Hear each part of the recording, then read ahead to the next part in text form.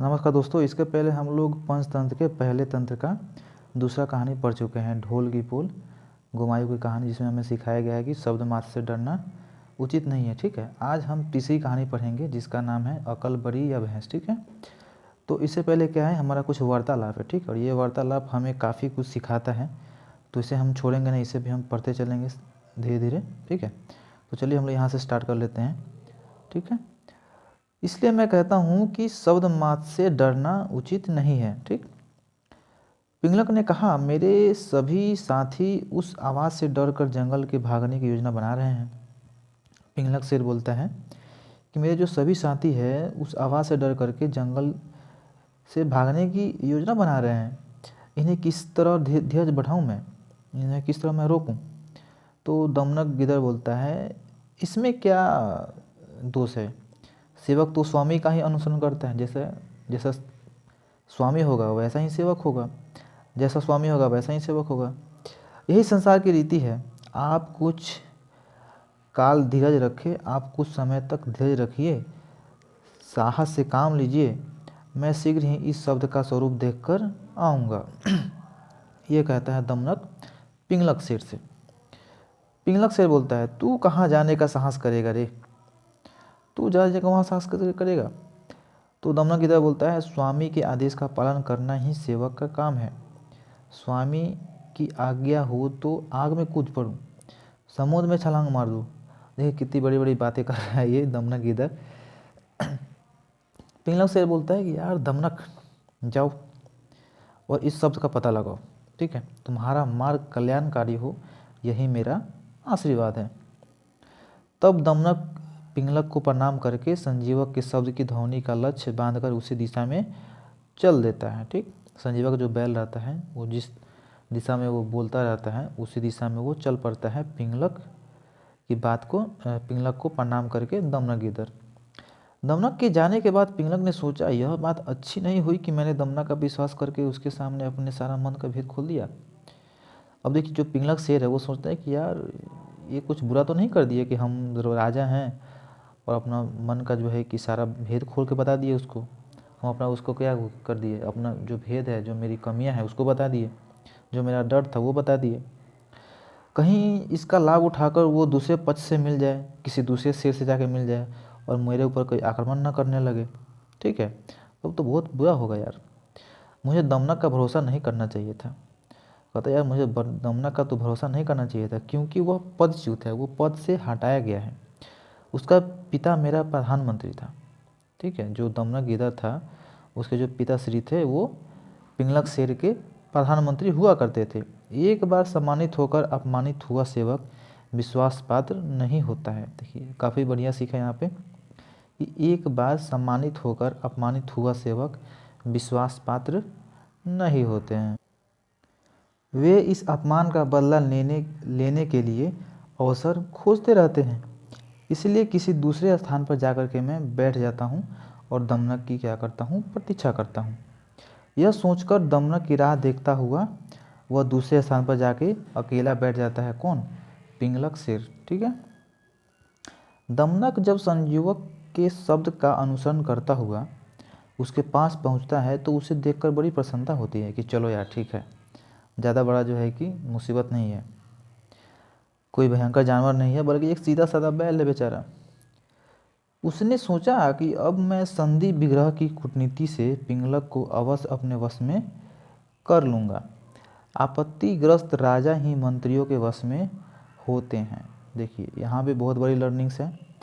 Learnings क्या है कि आपत्तिग्रस्त राजा ही मंत्रियों के वश में होते हैं। जैसे मान लिया जाए आपके राज्य के ऊपर कोई बहुत बड़ी विपत्ति आ जाए, कोई आपदा आ जाए, कोई प्रॉब्लम्स आ जाए, तो आप प्रॉब्लम से रहिए ग्रसित, तभी आप जा कर के अपने मंत्रियों की बात को सुनिएगा, मंत्रियों की बात को अनुसरण कीजिएगा, मानिएगा बात। अन्यथा अगर कोई आपके ऊपर कोई हमला नहीं कर रहा है, कोई प्रॉब्लम्स नहीं है, तो आप किसी की बात सुनने वाले हैं? आप राजा हैं यार। ठीक है, तो वही बात यहाँ बता रहा है कि आपत्तिग्रस्त यानी अगर राजा के पास प्रॉब्लम्स हैं तभी वो जा कर के जो है कि वो मंत्रियों के वश में रहता है, जो उसका मंत्री बोलेगा वो वही करेगा। ठीक है, यह सोचकर वह पिंगलक से मिलने के लिए वापस चल देता है। पिंगलक ने उसे अकेला आता देखा तो उसके दिल में धीरज बढ़ा कि चलो यार ठीक है, किसी को बुला के नहीं ला रहे हैं, ठीक है। जो पिंगलक से सोचा रहता है कि किसी और को बुला के लाएगा और मेरे ऊपर हमला कर देगा, तो देखता है कि तो अकेले आ रहा है, तो उसको धीरज बढ़ता है कि चलो यार ठीक है, किसी को बुला के तो नहीं ला रहा है। उसने कहा, दमनक वह जानवर देखा तुमने? दमनक बोला, आपकी दया से देख लिया स्वामी। पिंगलक बोला, सचमुच? दमनक गिदड़ बोला कि स्वामी के सामने असत्य नहीं बोल सकता हूँ मैं, आपकी तो मैं देवता की तरह पूजा करता हूँ, आपसे भला मैं झूठ कैसे बोल सकूँगा? पिंगलक शेर बोलता है, संभव है तूने देखा हो, इसमें विस्मय गया, और इससे भी आश्चर्य नहीं है कि तू मुझे नहीं मारा, ठीक है। महान व्यक्ति महान शत्रु पर ही अपना पराक्रम दिखाते हैं, दीन और तुच्छ जन पर नहीं। आंधी का झोंका जो है बड़े वृक्षों को ही गिराता है, घास पात को नहीं गिराता है, ठीक। दमनक, मैं दीन ही सही, किंतु आपकी आज्ञा हो तो मैं उस महान शत्रु को भी आपका दीन दास बना दूं। पिंगलक बोलता है कि यार क्या बात करता है तुम? पिंगलक ने लंबी सांस खींचते हुए कहा, यह कैसे हो सकता है कि वो जो जानवर है जिससे मैं डर रहा हूँ उसको तुम मेरा दास बना दोगे, मेरा सेवक बना दोगे? दमनक बोला, बुद्धि के बल से सब कुछ हो सकता है स्वामी, यानी कि बुद्धि के जो बल से सब कुछ हो सकता है स्वामी। जो बड़े बड़े काम हथियार नहीं कर सकते हैं वह छोटी सी बुद्धि कर देती है, ठीक है। इसीलिए जो होता है ना, बुद्धि का जो बल है यानी कि पावर ऑफ नॉलेज, उससे हम लोग सब कुछ कर सकते हैं जो बड़ा बड़ा हथियार नहीं कर सकता है, वही बात यहाँ पे बताया जा रहा है, ठीक। पिंगलक बोला, यदि यही बात है तो आज से मैं तुम्हें क्या करता हूँ, अपना प्रधानमंत्री बनाता हूँ। आज से मेरे राज्य का जो भी इनाम बांटने का काम हो या किसी को दंड देना हो तो ये सब तुम्हारे ही अधीन होंगे, तुम ही इस चीज़ को देख रेख करोगे। पिंगलक से यह आश्वासन पाने के बाद दमनक संजीवक के पास जाकर अकड़ता हुआ बोला, अरे दुष्ट बैल, मेरा स्वामी पिंगलक तुझे बुला रहा है। तू यहाँ नदी के किनारे व्यर्थ ही हुंकार क्यों करता रहता है, फालतू में बोलते रहता है तुम यहाँ पे। संजीवक बोला कि यार ये पिंगलक कौन है? संजीवक जो बैल रहता है वो बोलता है कि यार ये पिंगलक कौन है भाई? धनन बोलता है, अरे पिंगलक को नहीं जानता तुम? थोड़ी देर ठहर, मैं तुम मुझे उसकी शक्ति का जान जाएगा, तुम उसके बारे में जान जाएगा, रुक जाओ। जंगल के सब जानवर का स्वामी है पिंगलक शेर, वहाँ वृक्ष की छाया में बैठा हुआ है, ठीक है। और तुम यहाँ पे फालतू में चिल्ला रहे हो ना, वो तुमको बुला रहा है, चलो वहाँ पे। संजीवक यह सुन करके उसके प्राण सूख जाते हैं, अरे यार भाई साहब, शेर को तुम बुला रहे हो यार, नहीं नहीं नहीं। दमनक के सामने गिड़गिड़ाता हुआ बोला कि यार मित्र, तुम तो बड़ी सज्जन आदमी प्रतीत होते हो यार, बड़ी अच्छे आदमी दिखते हो। यदि तुम मुझे वहाँ ले जाना चाहते हो तो पहले तुम जाओ और पूछ के आओ उससे कि मुझे जान से तो मारेंगे तो नहीं, तभी मैं तुम्हारे साथ चलूँगा, यानी कि अभय वचन ले लो पहले, ठीक। दमनक बोलता है कि यार बात तो तुम सही बोल रहे हो, चलो पूछ के आते हैं कि मारपीट नहीं ना कीजिएगा, इसके साथ नहीं ना मारिएगा, गलती तो हो गया इससे, चलो मैं पूछ के आता हूँ उनसे, तुम यहीं रुको। तब दमनक पिंगलक के पास जाकर बोला कि स्वामी, वह कोई साधारण जीव नहीं है। देखिए अब इस पिंगलक शेर को अपने अधीन करने के लिए कहता है जाकर के कि स्वामी, वह कोई साधारण जीव नहीं है, वह तो भगवान का वाहन बैल है। मेरे पूछने पर उसने मुझे बतलाया है कि उसे भगवान ने प्रसन्न होकर के यमुना के तट पर जो है कि हरी हरी घास खाने के लिए भेजा है। वह तो कहता है कि भगवान ने उसे यह सारा वन खेलने और चरने के लिए सौंप दिया है। पिंगलक से बोला, सच कहते हो दमनक? भगवान के आशीर्वाद के बिना कौन बैल है जो यहाँ इस वन में इतना निसंशय से घूम सके? फिर तूने क्या उत्तर दिया दमनक, तुमने क्या बोला फिर? दमनक बोला कि मैंने उसे कहा कि इस वन में तो चंडिका वाहन रूप शेर पिंगलक पहले ही रहता है, तुम भी उसके अतिथि बन जाओ, उसके तुम गेस्ट बन जाओ, उसके बाद आनंद से विचरण करो और आनंद से रहो, तुम उसके साथ गेस्ट बन जाओ और वह तुम्हारा स्वागत करेगा, जो शेर है हमारा।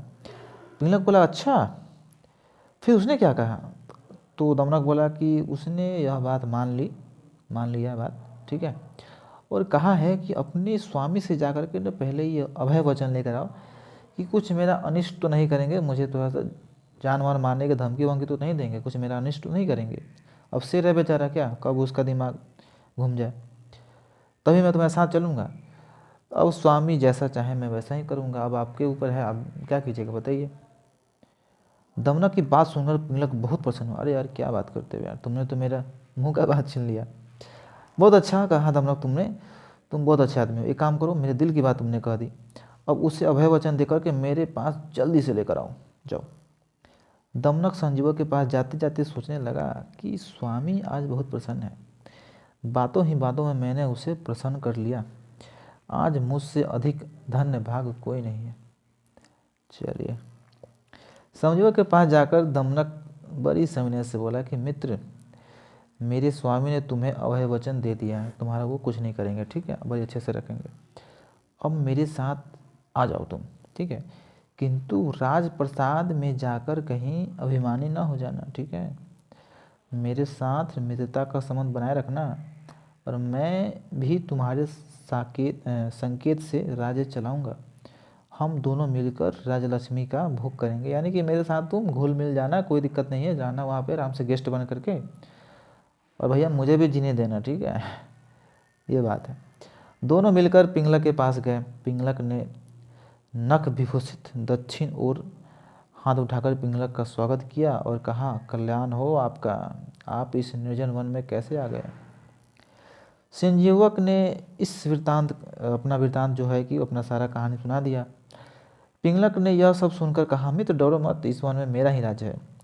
मेरी भुजाओं से रक्षित वन से तुम्हारा कोई बाल बाका नहीं कर पाएगा, यहाँ पे कोई तुम्हारा अनिष्ट नहीं कर सकता।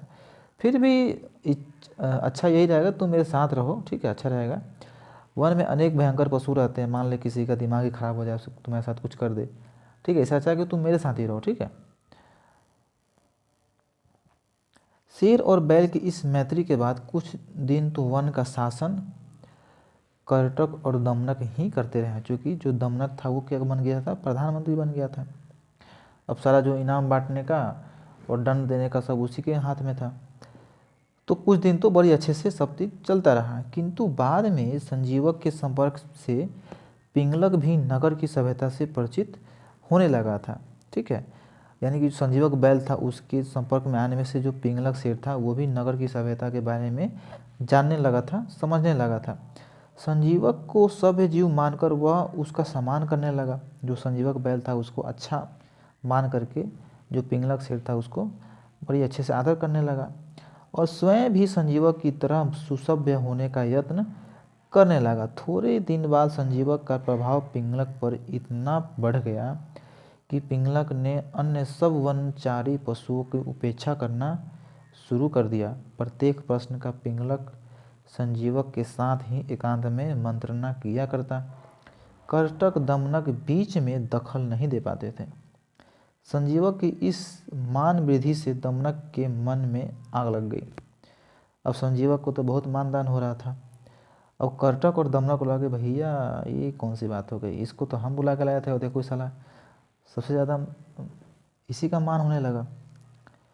इसके मन में आग लग गया। वह संजीवक की इस वृद्धि को सहन नहीं कर सका, ठीक है। एक कहावत है ना कि भैया हम नहीं बढ़ना चाहते, लेकिन हम तुमको भी नहीं बढ़ने देंगे, ठीक है। हमारा मानदान हो रहा है तो वो हो या ना हो, लेकिन तुम्हारा तो मानदान एकदम से नहीं होने देंगे। वही बात यहाँ आ गई। दमनक और कर्टक सोचता है कि यार संजीवक को तो बहुत ज़्यादा मान वृद्धि हो रहा है, एक काम करते हैं इसका तो कुछ करना पड़ेगा। शेर व बैल की इस मैत्री का एक दुष्परिणाम यह भी हुआ कि शेर जो है कि शिकार पे जाना छोड़ दिया या ढीला कर दिया।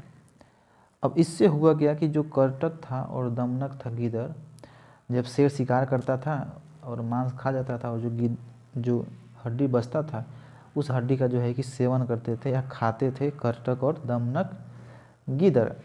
अब शेर जो है कि संजीवक बैल के साथ रहने लगा तो थोड़ा सा शिकार भी करना छोड़ दिया था, ठीक है। अब बेचारा जो कर्टक था और दमनक था, इसको भैया स्वादिष्ट भोजन मिले तो मिले कैसे। एक तो ये प्रॉब्लम हो गया कि स्वादिष्ट भोजन नहीं मिला, दूसरा प्रॉब्लम ये था कि उससे ज़्यादा मानदान होने लगा था संजीवक बैल का। अब अच्छा यहाँ से भूखे रहने लगे। अब दोनों ने कोई उपाय सोचा कि भैया क्या किया जाए। दमनक बोला कि कर्टक भाई यह तो अनर्थ हो गया यार, शेर की दृष्टि से तो महत्व पाने के लिए हमने तो ये सब प्रपंच रचा था कि शेर जो हमको बहुत मानेगा, लेकिन ये तो उल्टा ही पड़ गया हमारे ऊपर यार। ये तो सबसे ज़्यादा इस संजीवक बैल को मारने लगा है। ठीक है, ये तो एकदम से उल्टा हो गया। अब हम करें तो करें क्या? ये चलिए ठीक है। कटर ने कहा किंतु इसमें भूल किसकी है यार? तूने ही तो दोनों की भेंट कराई थी, संजीवक बैल की और पिंगलक शेर की। अब तू ही कोई उपाय निकाल भाई साहब, ये तुम्हारा ही किया धरा है। दोनों में कैसे बैर हो इसके बारे में तुम सोचो, लेकिन भैया एक ध्यान रखना, क्योंकि अगर वो जान गया ना तो फिर तुम्हारी खैर नहीं है। कटक, यदि इनमें से किसी को भी यह ज्ञान हो गया कि तू फुट करना चाहता है तो तेरा कल्याण नहीं है। ठीक है, तो मैं इतना कच्चा खिलाड़ी नहीं हूँ, मैं भी दाव पे जानता हूँ, यह बोलता है दमनक कटक गिदर को। कटक बोलता है कि मुझे तो फिर भी भय लगता है यार कि संजीवक बड़ी बुद्धिमान है। संजीवक जो बैल है बहुत होशियार है, इंटेलिजेंट है, वो ऐसा होने नहीं देगा। दमनक बोलता है भाई मेरा बुद्धि कौशल सब करा देगा, तुम टेंशन मत लो। बुद्धि के बल से असंभव भी संभव हो जाता है। जो काम साहस से नहीं हो पाता वो बुद्धि से हो जाते हैं। जैसे सोने की माला में काक पत्नी ने काले सांप का वध किया। अब देखिए यहाँ से कहानी स्टार्ट हो रहा है। ठीक है, तो कहता है कि यार देखो बुद्धि कौशल से सब चीज़ हो जाता है। ठीक है, बुद्धि के बल से तो असंभव भी संभव हो जाता है। जैसे सोने की माला से काक पत्नी ने काले सांप का वध किया था। तो अब कर्टक गिदर बोलता है कि भैया यह कैसे? अब यहाँ से कहानी स्टार्ट होगा। ठीक है, तो दमनक ने तब सांप और कौवे की कहानी सुनाई। तो चलिए हम यहाँ से आपको तीसरा कहानी हम सुनाएंगे, अकल बड़ी या भैंस। ठीक है, यानी कि उपाय के द्वारा जो काम हो सकता है वह पराक्रम से नहीं हो सकता है। ठीक, चलिए ठीक है। एक स्थान पर वट वृक्ष के खोल में एक कौवा और कौवी रहा करते थे। ठीक है, वट वृक्ष यानी कि बरगद का पेड़। ठीक है, उसमें एक कौवा रहता था और एक कौवी रहती थी। उस खोल के पास में एक काला सांप भी रहता था। ठीक है, वह सांप कौवी के नन्हे नन्हे बच्चों को अपने पंख से, उनके पंख निकलने से पहले ही खा जाया करता था। दोनों इससे बहुत दुखी थे। दोनों कौवा कौवी था, उसके जो है कि बच्चे हुआ करते थे, उसको जो है कि सांप क्या करता था, खा जाया करता था। ठीक है, अब इससे बहुत दुखी थे वो दोनों। अंत में दोनों ने अपना दुख भरी कथा उस वृक्ष के नीचे रहने वाले एक गीदड़ को सुनाई, जो गीदड़ था। अब गीदड़ ने बोला कि ठीक है ये बात है, चलिए ठीक है, एक उपाय करते हैं। सांप वाले घर में रहना बड़ी प्राण घातक है। ठीक है, ये बताता है गीदड़ उसको कि ठीक है कोई बात नहीं है। गीदड़ ने कहा कि इसका एक चतुराई से काम हो सकता है। ठीक है, शत्रु पर और उपाय द्वारा विजय पाना हो तो अधिक आसान है। ठीक है, अगर शत्रु पर अगर विजय पाना हो तो उपाय लगाया जाए। ठीक है, एक बार एक बगुला बहुत सी उत्तम मध्यम अधम मछलियों को खाकर परलोभवश एक कर्कटक के हाथों उपाय से ही मारा गया था। ठीक है, तो हमें क्या करना है, एक उपाय लगाना है। ठीक, अब देखिए एक हमने कहानी अभी स्टार्ट किया था अकल बड़ी या भैंस, अब इसमें एक छोटा सा कहानी है। ठीक है, अब कहानी क्या है यहाँ से सुन लीजिए। ठीक है, दोनों ने पूछा अच्छा ये कैसे? ये जो तुम बताए हो कि एक बगुला था और उस बगुला ने क्या किया, एक अधम और मध्यम और छोटे नस्ल के मछलियों को खा करके परलोभवश एक कर्कटक यानी कि एक केकड़े के हाथों मारा गया, इसका क्या कहानी है? ठीक है, तो देखिए यहाँ पे ना ये तो हो गया हमारा पहला तीसरा कहानी अकल बड़ी है भैंस, और यहाँ पे हमारा ये चौथा कहानी भी स्टार्ट हो जा रहा है इसी में। ठीक है, बगुला भगत। ठीक है, तो चलिए गीदड़ यहाँ पे जो सुना रहा है कहानी सुन लेते हैं हम लोग। चौथा कहानी बगुला भगत। ठीक है, ये तीसरे कहानी के अंदर आ रहा है। तो इसमें क्या है, उपाय से शत्रु को जीता जा सकता है, हथियारों से नहीं। ठीक, तो चलिए सुन लेते हैं इसमें। एक जंगल में बहुत सी मछलियों से भरा एक तालाब था।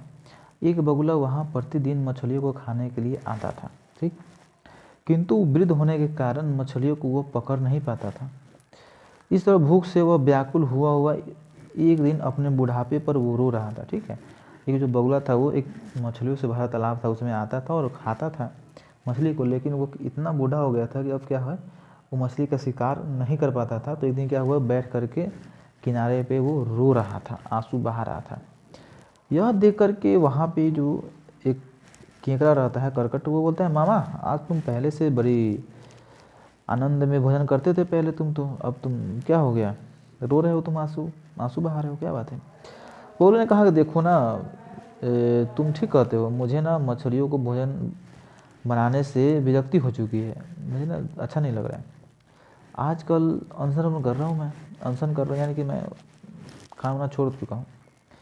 इसी से मैं पास में कई आई मछलियों को भी नहीं पकड़ पा रहा हूँ, ठीक है। जो आस पास में जो मछलियाँ आ रही है मेरे सामने, फिर भी मैं उसको नहीं छोड़ दे रहा हूँ कि नहीं खा रहा हूँ, मैं मछली खाना ही छोड़ दिया हूँ। तो केकड़ा बोलता है कि क्या हो गया मामा, ऐसा क्या हो गया बताओ। बगुला बोलता है देखो ना, बात यह है कि मैंने इस तालाब में जन्म लिया है और बचपन से यहीं पे मैं पला बड़ा हूँ, यहीं पे मेरी उम्र गुजरी है। किंतु मैंने सुना है कि अब बड़ी भारी अकाल आने वाला है, 12 वर्षों तक वृष्टि नहीं होगी, यानी कि वर्षा नहीं होने वाली है। केकड़ा बोला यार किससे सुना है, तो एक ज्योतिषी है, उन्होंने कहा है कि अकाल पड़ने वाला है और 12 वर्ष तक पानी नहीं बरसेगा, पृथ्वी पर पाप फैल जाएगा, माता पिता अपनी संतान का भक्षण करेंगे। इस तालाब में पहले से ही पानी कम है और यह बहुत जल्दी सूख जाएगा। अब बताइए 12 वर्ष तक तो एक बरसात नहीं होगा और इस तालाब में पानी ही कम है, तो ये तो सूख ही जाएगा ना। और मेरे जितने बचपन के यहाँ पे मित्र हैं, साथी हैं, वो तो मर जाएंगे। ये सब देख करके ना मुझे ना बहुत दुख हो रहा है, इसलिए मैं क्या करूँ, खाना ही छोड़ चुका हूँ। उनका वियोग दुख की कल्पना से ही मैं इतना रो रहा हूँ बैठ करके, और इसलिए मैंने अनशन किया हुआ है। दूसरे जलाशयों के सभी जलचर अपने छोटे छोटे तालाब को छोड़ करके बड़ी बड़ी झीलों में चले जा रहे हैं, ठीक है। बड़े बड़े जलचरों को तो स्वयं ही मैंने चले जाते हुए देखा है, छोटे के लिए क्या कठिनाई है। दुर्भाग्य से इस जलाशय के जलचर बिल्कुल निश्चिंत बैठे हैं, यानी कि आसपास के जितने तालाब है वो सब तो जो जहाँ बड़ा बड़ा तालाब है उसमें सब वहाँ के सब निकल के चले गए, मैंने खुद देखा अपनी आँखों से। लेकिन इसमें क्या है बेचारा, इसमें तो यार लोग कोई जानता ही भी नहीं है कि हाँ यहाँ पे क्या होने वाला है, और निश्चिंत लोग बैठा हुआ है। अब बताइए मैं क्या करूँ। तो केकड़ा बोलता है कि यार ये तो गलत बात है, एक काम कीजिए ना, आप पहुँचाइए हमको भी जो बड़ा तालाब है उसमें। बोलता ठीक है, एक काम करो, सबको बताओ, सबको सूचना दे दो और सब एक साथ तैयार रहे। मैं सबसे कोई क्या करूँगा, ये कहूँगा उठा उठा के ले जाऊँगा और बड़ा जो जो बड़ा वाला जलाशय है उसमें क्या जाकर छोड़ दूँगा। तो सब क्या होते हैं, सब तैयार हो जाते हैं कि चलो ठीक है, अब जो बगुला भगत है वो क्या करेंगे, हमें उठाएंगे अपने चोंच में और ले जा कर के जो बड़ा तालाब है उसमें जाकर छोड़ देंगे, ठीक। तो यहाँ से काम स्टार्ट होता है। तो सभी मछलियाँ जो है कि अब खुश हो जाती हैं कि चलो ठीक है, भैया मामा चाचा कहते कहते पुकारते हुए इसको कहती नहीं पहले मुझे ले जाओ, पहले मुझे ले जाओ, ठीक है। तो यहाँ से हो गया। वह दुष्ट भी अब पर भारी भारी अपनी पीठ पर बैठा करके जलाशय के कुछ देर ले जाता है और वहाँ पे एक सीला पे यानी कि एक पत्थर पे ले जाकर उसको पटक पटक के मार देता है और उसे वहीं पे खा जाता है, ठीक है। और फिर वो क्या करता है, फिर नए शिकार के लिए वहाँ पहुँच जाता है, ठीक। ये सारा कहानी रचता है बगुला भगत की इसलिए कि वो स्वीकार नहीं कर पाता है इसलिए, ठीक है। और क्या करता है, सबको अपने पीठ पे बैठा लेता है, ले जाता है किसी पत्थर पे और पटक पटक के मार के खा जाता है, ठीक है। क्योंकि ये शिकार तो कर नहीं पा रहा था, तो ऐसा कहानी बनाता है कि नहीं यहाँ पे तो 12 वर्ष तक तो क्या होगा कि बारिश ही नहीं होगा। चलो मैं तो क्या करता हूँ, दूसरे जो जलाशय है, बड़ा वाला जलाशय, उसमें बड़ा वाला तालाब में छोड़ देता हूँ, ठीक है। तो ऐसा चलते रहता है, क्या होता है एक एक करके जितना भी मछली रहता है सबको उठा उठा के ले जाता है, कहता चलो मैं तुमको बड़ा तालाब में छोड़ दूंगा, वहाँ तक ले जाता है और क्या करता है किसी पत्थर पे पटक पटक के मार के वहाँ पे उसको खा जाता है, ठीक। इतना करते करते क्या होता है, एक बार करटक जो होता है, हाँ करकट जो होता है केकड़ा, वो कहता है भैया अब हमें भी ले चलो यार, अब क्या इतने लोगों को लेकर हमें भी ले चलो। बोलता है कि हाँ यार इतना दिन से तो मछली खा रहे हैं साला, जब काम करते थोड़ा सा केकड़ा का स्वाद लेके देखते हैं। कहते चलो केकड़ा भाई, चलो मेरे पीठ पे तुम बैठ जाओ, ले चलते हैं तुमको, सैर कराते हैं बड़े वाले तालाब में। तो क्या होता है, वो बैठ जाता है केकड़ा उसके पीठ पे और बगुला वहाँ से उड़ जाता है। अब आगे जाता है तो देखता है कि नीचे जो पत्थर पड़ा हुआ है उस पर क्या है, मछली का जो कांटा होता है वो बहुत सारा पड़ा हुआ है, चारों तरफ फैला हुआ पड़ा है। तो देख के कहता है कि यार ये क्या है। तो बगुला कहता है कि भैया तुम्हें अब यहीं पटक के हम मारेंगे, और जानते हो क्या है, जितना मछली को हम लेकर आए थे सब झूठ बोल के लाए थे, और सबको देखो यहीं पटक पटक के मारे हैं, और ये देखो उसका जो कांटा कांटा यहाँ पे पड़ा हुआ, उसका हड्डी पड़ा हुआ यहीं पड़ा हुआ है, तुम्हें भी क्या करेंगे, हम यहीं पे पटकेंगे और मारेंगे बड़ी मार, और खाएंगे तुम्हारा मीट आज। अब सारा बात ये जान जाता है ये केकड़ा, कहता है अच्छा भैया ये बात है। तो केकड़ा बोलता है भैया तुम हमें भी नहीं जानते हो। क्या करता है, उसका जो सिंग होता है ना केकड़ा को देखिएगा, उसका आगे वाला दो भाग, दो उसका हाथ समझ लीजिए, तो उसको बहुत मतलब ये होता है, तो अगर पकड़ लेगा आपको तो काट देता है। तो क्या करता है, उससे पकड़ता है उसका गर्दन बगुला भगत का, और वहीं पे कतर देता है, और कतर देता है वहीं पे गर्दन, तो बगुला मर जाता है बेचारा। फिर क्या करता है, धीरे धीरे धीरे धीरे वो आता है 2-4 दिन के बाद उस तालाब में, और कहता है सब मछली को देखो ऐसा कुछ नहीं है, 12 वर्ष तक कोई ऐसा समाचार वचार नहीं है कि बरसात होगी या नहीं होगी, ठीक है, ये सब झूठ बोल रहा था वो बगुला, मैं उसको मार के आया हूँ, ठीक है, तुम आराम से यहाँ निश्चिंत रहो, कोई दिक्कत नहीं है, ठीक है। तो ये कहानी रहती है ये बगुला भगत की हमारे, ठीक है। तो केकड़े ने मृत बगुले के गर्दन को लेकर के धीरे धीरे अपने पुराने जलाशय की ओर आ गया, ठीक है। उसे देखा उसने भाई बंधुओं ने उसे पूछा कि यार क्या हो गया बताओ।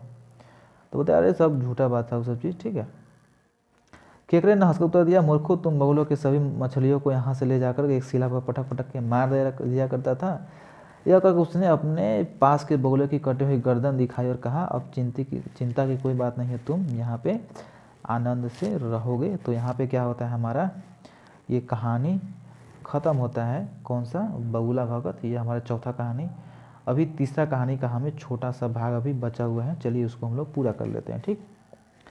गीता ने यह कहानी सुना दी किसको, कौवा और कौवी को, ठीक है। कौवा कौवी को क्यों सुनाई, क्योंकि कौवा और कौवी को क्या होता था, उसका जो सांप था वो क्या कर रहा था, उसके बच्चे को खा जा रहा था। तो कहता है कि देखो ये उपाय हमें करना पड़ेगा, ठीक। उस बगले की तरह इस सांप की भी किसी तरह हमें मारा जा सकता है। गिदर बोला कि एक काम करो, तुम नगर के राजमहल में चले जाओ, ये जो पास में है ना एक राजमहल है, उस राजमहल में तुम चले जाओ, और वहाँ का रानी का जो है कंठहार है ना, जो हार है गले का, उसको उठा करके तुम ले आना और सांप के बिल में जा करके डाल देना, ठीक है। अब भैया ऐसा ही होता है, वो जो कौवी रहती है वो जाकर उठा कर ले आती है रानी का हार, और क्या करती है सांप के बिल में जाके वो डाल देती है। अब भैया रानी का जो हार है भैया वो लेकर कोई कौवा भाग रहा है, उसके पीछे जाहिर सी बात है राजा के सैनिक लगेंगे। राजा के सैनिक आते रहते हैं कि यार कौवा कहाँ लेके जा रहा है रानी साहब का गले का हार। अब वो जाके डाल देता है दिखा करके कि हाँ ये मैं इस बिल में डाल रही हूँ। अब बिल में क्या होता है, उस डाल देता है सोने का हार, सोने का हार या किसी चीज़ का हार, ठीक है, वो कंठहार लिखा गया है इसमें, कंठहार को वो डाल देता है, ठीक है। अब इतना करने के बाद अब जो सैनिक आते हैं वो क्या करते हैं, उसमें निकालने का प्रयास करने लगते हैं उस बिल से। अब उस बिल में वो काला जो नाग रहता है, वो सांप रहता है, उसमें वो रहता है। अब कहते हैं भैया कौन है जो लाठी कर रहा है मेरे घर के अंदर। अब सांप वहाँ से निकलता है। अब भैया सांप निकलेगा तो राजा के सैनिक क्या करेंगे, पहले सांप को मारेंगे तब जाके ना वो एथी निकालेंगे जो हार है। तो सांप बेचारा निकलता है, तो सांप को मारता है राजा के सैनिक। उसके बाद क्या करता है, उसको वो जो हार रहता है उसको उठा करके वो लोग ले जाते हैं फिर अपने राजमहल। अब इससे क्या होता है, जो कौवा और कौवी रहता है उसका जो प्रॉब्लम रहता है कि उस सांप भी मर जाता है और इसके बच्चे भी बच जाते हैं, ठीक। उस दिन से वो कौवा और कौवी संतान को किसी सांप ने नहीं खाया। और क्या होता है यहाँ पे बताया कि तभी मैं कहता हूँ कि उपाय से ही शत्रु का वश में करना चाहिए, ठीक है। यानी बड़ा बड़ा पराक्रम भी फेल कर जाता है किसी उपाय करने से, ठीक। तो यहाँ पे क्या हुआ, हमारा 2 कहानी ख़त्म होता है। पहला कहानी अगलबड़ी या भैंस, जिसमें कौवा और कौवी की कहानी थी, जिसमें सांप उसको परेशान कर रहा था। और चौथा कहानी ये था बगुला भगत, ठीक है, जो कि मछलियों को परेशान कर रहा था और उससे परेशान किया एक केकड़े ने, ठीक। तो यहाँ पे हमारी 2 कहानी इस एपिसोड में ख़त्म होती हैं, ठीक, इस तीसरे एपिसोड में। ठीक है, जय हिंद दोस्तों।